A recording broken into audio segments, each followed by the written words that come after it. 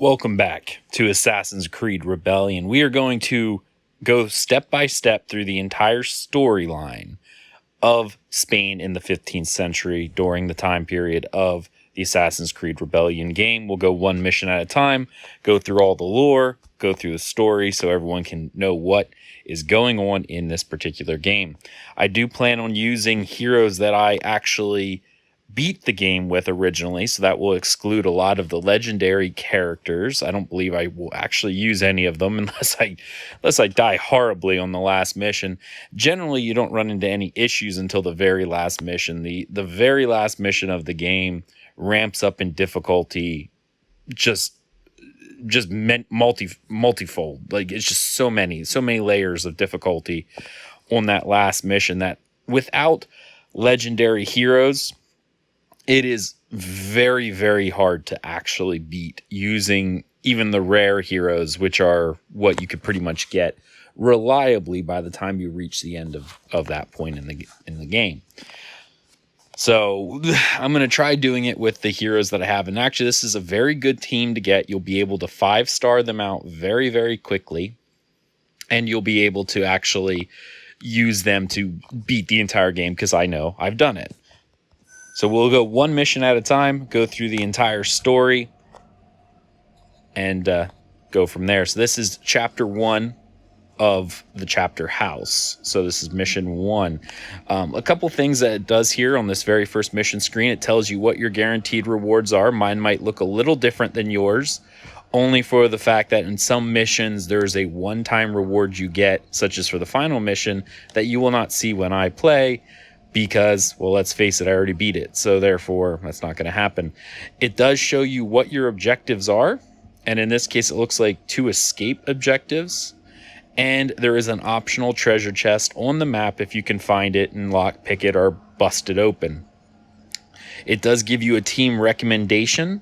It's looking like it requires a stealth character, an engineer style character, and I cannot remember what this character is. Oh, what is this thing?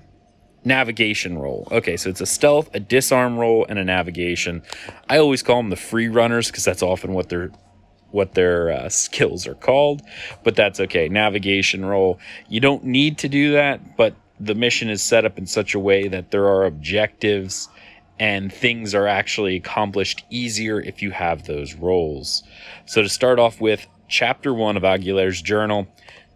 Now that our new base of operations is secured, it is time to focus on our main task. We need to stop, it's Torquemada? I don't even know. That's a very hard name. And to do so, we must first discover what he has planned. His trusted lieutenant, I think this is Ojeda, has been known to visit the local Dominican Chapter House. The friars there may hold knowledge that we require to begin our fight. We will pay them a visit without attracting attention. Again, I apologize for my terrible pronunciation of some of these names. I'll do my best. So you can see these were probably the last characters I used. I'm not going to use any of these because they're already going to be overpowered because of, if you look at them, they're all level 50. Like, I've been playing for a very, very long time. So these first few missions do not represent the actual level that you'll be playing at the time. As you can see, I'm over 11 times the power of what this thing recommends, even on this character, which is only a rare. But I will show you the characters that I used in order to actually beat the game. This team right here, Aguilar, Jasper, or Gasper, I think it's Jasper, but it could be Gasper, and Beatrix are the ones who I used to beat the game. We'll start with the actual bio of the first character, Aguilar de Nerha. Aguilar de Nerha was a member of the Spanish Brotherhood of Assassins during the Renaissance, who dedicated his life to fighting the Knights Templar and the Inquisition, led by Torquemada.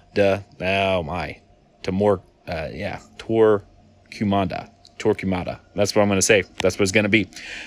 Born to 2 members of the Brotherhood of Assassins, Aguilar refused at first to embrace his parents' creed, preferring to live his life free of commitment.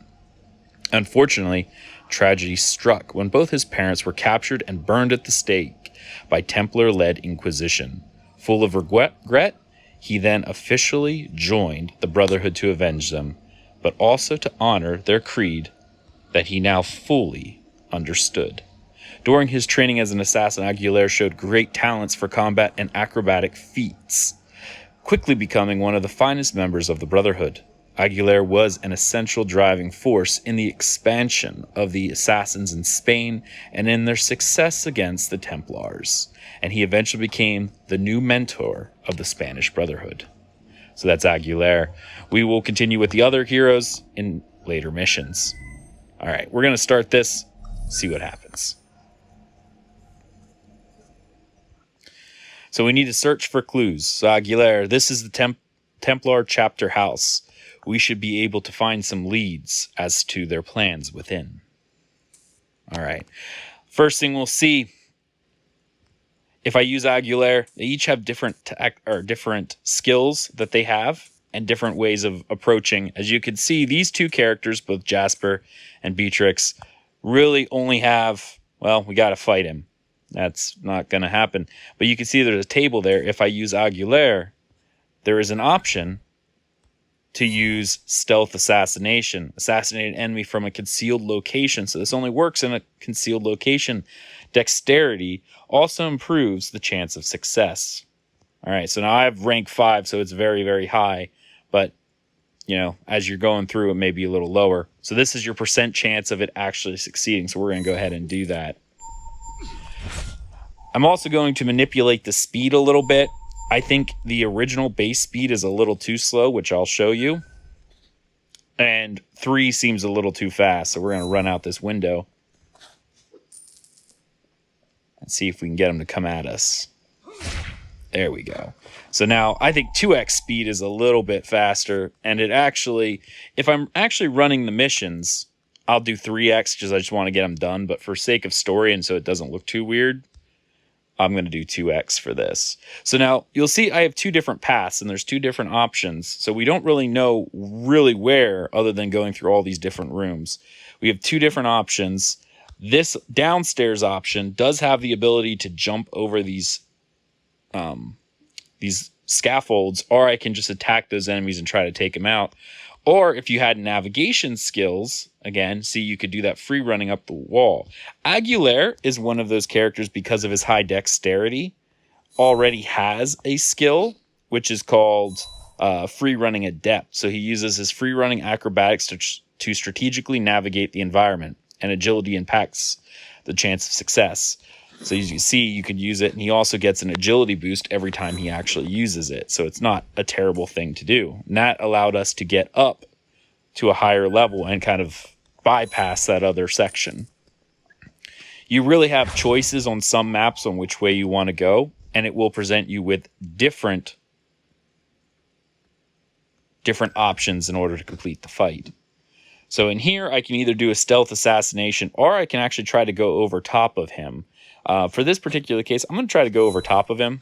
Generally, I would do the assassination, but if you can get by him, it doesn't really matter. So Aguilar, this letter might hold some clues.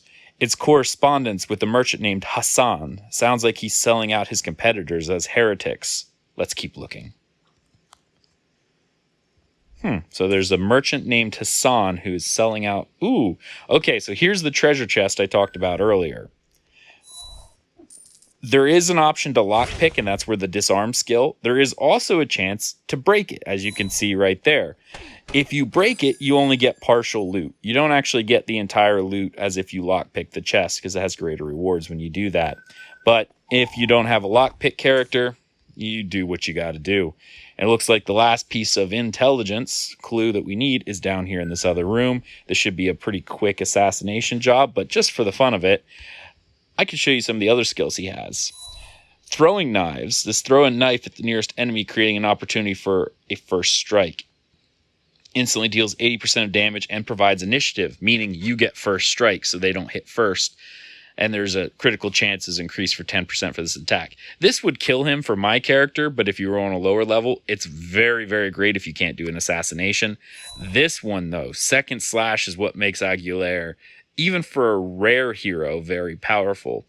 Adopt a fighting stance allowing you to strike the enemy twice with each attack, swinging twice, inflicting 115% damage with each strike. So this is a 230% of your normal damage in a single kill, or a single hit. It's wonderful, and we're going to use that. So I'm going to show you. You see 3,000 hits twice. Now, again, your damage is not going to be that high when you're a low level, but for me, it's a little different.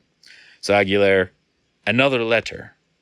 Invoices of donations from Hassan to Torquemada. Torquemada, that's what I'm going to call him. For now, far more than a simple merchant could afford. The second time this merchant Hassan has been mentioned, we ought to pay him a visit. Mission complete. So that's mission 1 of the chapter house. This will be your mission complete screen, where we finish 1, the chapter house and searching for the clues, and the rewards for doing so. So chapter 1 is now done.